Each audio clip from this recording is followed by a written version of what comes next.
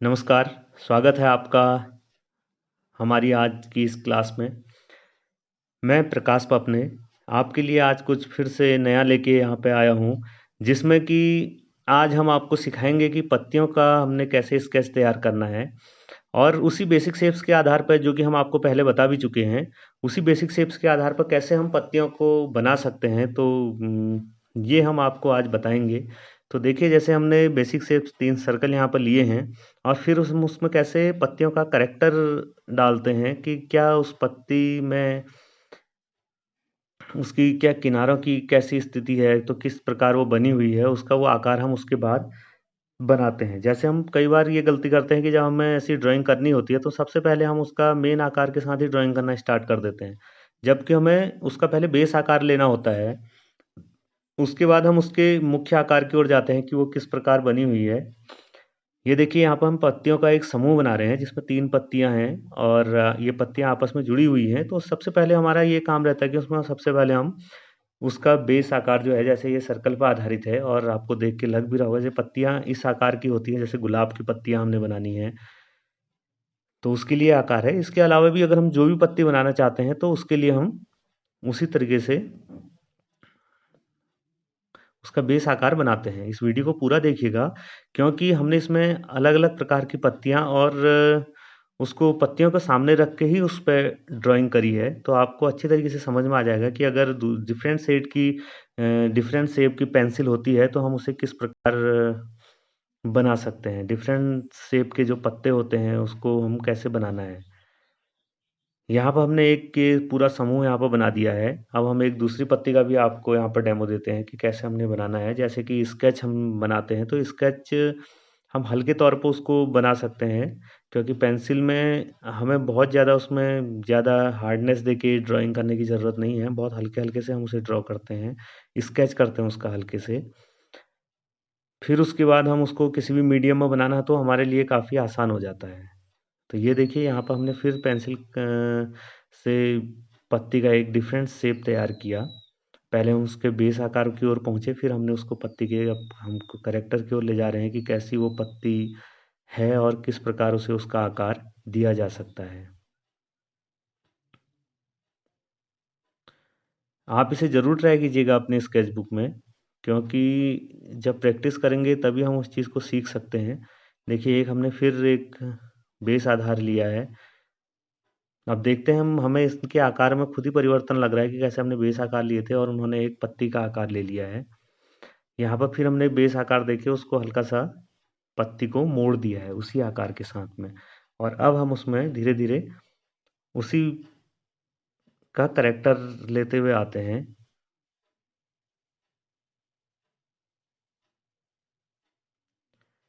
ये देखिए, इसी के साथ में हमारी एक हल्की-सी मुड़ी हुई पत्ती तैयार होती है।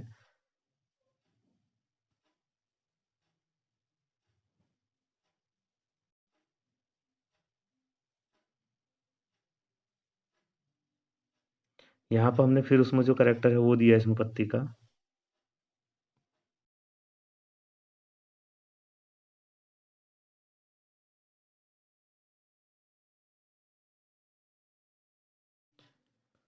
बैक साइड पत्ती का थोड़ा-सा चेंज होता है। ये देखिए, यहाँ पे एक और हमने पत्तियाँ तैयार की है। पहले इसको हमने इसी शेप में, जैसे हमने पहले की पत्ती बनाई थी, उसे कंप्लीट कर लिया था। फिर जहाँ से वो कटी हुई है या उसमें हमने कोई और चेंज देना है, वो हम उसको बाद में ड्रॉ कर लेते हैं। इसका शेप पहले वाले से थोड़ा-सा चेंज है। यहाँ पर हम आपको डायरेक्ट पत्ती को सामने रख के हम उसे देख के भी बना सकते हैं, किस प्रकार हमने वो पत्ते को बनाना है। ये देखिए, हमने उसका बेसिक शेप लिया, जो सबसे आउटर लाइन है। ये नहीं कि हमने सबसे पहले उसमें जो उसके किनारे हैं, उसके जो एजेस हैं, वो बनाने स्टार्ट कर दिए। फिर हमने उसका पूरा एक आकार लेते हैं कि कितनी दूरी तक वो उसका आउटर एरिया गया हुआ है। बस फिर हम उसके बेसिक शेप के साथ उसको पत्ती का कैरेक्टर देते हुए ड्रॉ करना स्टार्ट कर देते हैं। अब हमने ये पत्ती के समान ही उसके जैसे किनारे निकले हुए हैं, उस हिसाब से हम उसको बनाते जाते हैं। और आप प्रैक्टिस इसकी, मैं एक बार फिर कह रहा हूँ, ज़रूर कीजिएगा। और अगर कोई चीज़ इसमें समझ में नहीं आती या कहीं पर आपको कोई क्वेरी है, पूछना है, तो आप इसमें ज़रूर पूछिएगा, और हो सके तो आप जो भी इससे देख के कोई ड्राइंग कर रहे हैं, वो भी आप इसमें सेंड कर सकते हैं, जिससे कि हमें पता चले कि आपकी प्रैक्टिस किस लेवल तक पहुंची है। और मैं एक बात पहले भी मैं आपको बता चुका था कि आप जब स्केचिंग स्टार्ट करते हैं या ड्राइंग कोई भी स्टार्ट कर रहे हैं, तो उसके बाद एक फाइनल बना के कि हाँ, ये हमने आज यहाँ तक बनाया, हम यहाँ तक पहुँचे, तो उसको ज़रूर नोट कीजिएगा उसमें विद डेट, कि हमने कितना सीखा और कितनी हमारे वर्क में प्रोग्रेस हुई है। ये देखिए, हम यहाँ पर पत्ती का बेसिक शेप्स, जैसे कि उसमें टेक्सचर होते हैं, वो टेक्सचर्स भी हम इसमें क्रिएट कर रहे हैं। और इस प्रकार हमारी ये पत्ती का जो है एक स्केच कंप्लीट हो गया है। अब हम यदि इसमें शेडिंग करना चाहें तो शेडिंग कर सकते हैं, हमने इसमें कलरिंग करनी है या कोई भी चीज़ हमने इसमें वाटर कलर करा, पेस्टल, ड्राई पेस्टल, जो भी मीडियम से हम इसको बनाना चाहते हैं, हम उस मीडियम में इसे बना सकते हैं, क्योंकि हमारा पत्ती का जो आकार था कंप्लीट, वो आकार हमारा यहाँ पे आ चुका है।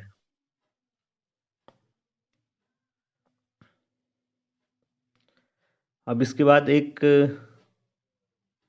पत्तियों का समूह यहाँ पर फिर से है। जैसे हमने वहाँ पर गुलाब की पत्तियाँ बनाई थी, तो वो एक सर्कल शेप में थी।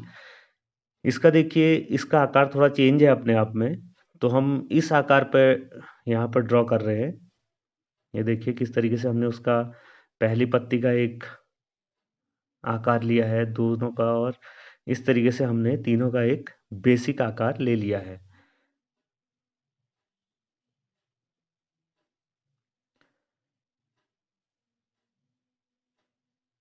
पेंसिल को आप उसी रिदम से और लाइटली, एकदम हल्के प्रेशर के साथ हमें चलाना होगा। अगर हम लाइटली पेंसिल को चलाते हैं तो उसमें संशोधन करने की या उसे ठीक करने की उसमें पूरी गुंजाइश रहती है। अगर हमारी पेंसिल बहुत ही ज़्यादा प्रेशर के साथ चल रही है, तो हम उसे फिर दोबारा रिपीट करने में सही नहीं कर सकते। अगर हमें शेडिंग करनी है, तो अगर लाइन हमारी लाइन देने में या उसे शेप से पकड़ने में कुछ ज़्यादा लाइनें भी अगर आती हैं, 4, 5, 6, कितनी भी लाइन आप उसे कंट्रोल करने तक दे सकते हैं, लेकिन हल्के प्रेशर के साथ। क्योंकि अगर हम उसमें शेडिंग देते हैं, तो शेडिंग के साथ में क्या होता है, वो आपस में मिक्स हो जाती लाइनें। क्योंकि अगर हम देखें, कहीं भी चित्र में लाइन का कोई प्रभाव नहीं होता, कहीं भी कोई लाइन नहीं होती। लाइन हम सिर्फ़ उस आकार को समझने के लिए, उसके बाहरी किनारों को समझने के लिए यूज़ करते हैं। और जो इसमें सारा प्रभाव होता है, वो होता है छाया प्रकाश का। तो किस प्रकार वहाँ पे कोई चीज़ अगर दूसरी चीज़ को काट रही है, ओवरलैप कर रही है, तो उसके किनारे हमें खुद स्वतः ही एक लाइन दिख जाती है। तो हमें सिर्फ़ वो आकार को कैच करने के लिए, उसको बनाने के लिए लाइन्स की ज़रूरत पड़ती है। बाकी अगर हम उसमें शेडिंग में आते हैं, तो सारी लाइन्स क्या होती हैं, शेडिंग में मर्ज हो जाती हैं। यहाँ देखिए, हमने फिर पत्ती का इसमें एक टेक्सचर दिया है। आप जब नेचर से जुड़ें, नेचर के साथ जाएँ, पत्तियों को देखें, तो हमारा एक देखने का एक नज़रिया होता है। हम किस तरीके से उसे देख रहे हैं, हम उसकी बारीकी को देखें, उसके टेक्सचर्स को पकड़ना, या उस पत्ती का क्या करैक्टर है, उस चीज़ को देखना। क्योंकि ये एक बेस है कि अगर हम कोई बड़े स्तर पे स्टडी कर रहे हैं, कोई नेचर स्टडी, या उसमें कभी ट्री में जा रहे हैं, तो हर चीज़ में क्या है, ये लीव्स हमें हर जगह पे बनानी होती हैं। तो इसमें फिर हम जैसे दूरी का प्रभाव दिखाना है, या कहीं पर झुंड में दिखाना है, पेड़ में एक साथ बहुत सारी पत्तियाँ दिखानी है, तो उसमें ओवरलैपिंग का और ये सारी चीज़ें हमें करनी पड़ती हैं, जो कि आने वाली वीडियोज़ में आपको समझ में आएँगी और आप उसमें देख भी सकते हैं। उसका फिर उसके बाद हम बेस करैक्टर लेने के लिए उसमें पत्तियों का इस्तेमाल कर लेते हैं, कि उसके जो रियलिस्टिक फॉर्म में उसे लाना है, वो चीज़ हम उसे करते हैं। यहाँ पर देखिए, फिर कुछ हमने पत्तियों का आकार यहाँ पर चेंज किया है। तो सिस्टम सबको बनाने का वही है, सबसे पहले उसका बेस आकार, फिर उसका करैक्टर लिया जाना। और जैसे कि मैं लाइन्स के बारे में बता चुका हूँ, बहुत ही हल्की, हमें बहुत हल्के से पेंसिल चलानी है, जिसमें कि उसका हमें आभास हो जाए कि हाँ, पेंसिल चली, हम उस आकार को पकड़ सकते हैं। क्योंकि अगर हम उसमें कलरिंग कर रहे हैं, तो बाद में वो पेंसिल उसे डिस्टर्ब कर सकती है, खास तौर पर वाटर कलर में। तो इसलिए हम पहले ही पेंसिल को क्या करते हैं, बहुत ही स्मूथली और हल्की चलाते हैं। जैसे कि मैंने पहली वीडियो में उसके आपको पेंसिल के प्रेशर में बताया है कि किस तरीके से हमें पेंसिलें यूज़ करनी है, हम कैसे उसका अलग-अलग प्रभाव ले सकते हैं।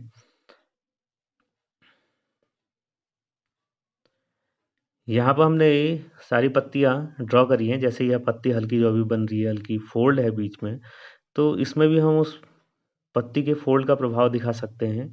इस वीडियो में हमने कोशिश करी है कि ज़्यादा से ज़्यादा पत्तियों के साथ रियल स्टडी करके आपको दिखाया जाए और जिससे कि सारी पत्तियों का एक अलग-अलग पत्तियों का एक कैरेक्टर हमें समझ में आए और स्केचिंग समझ में आए।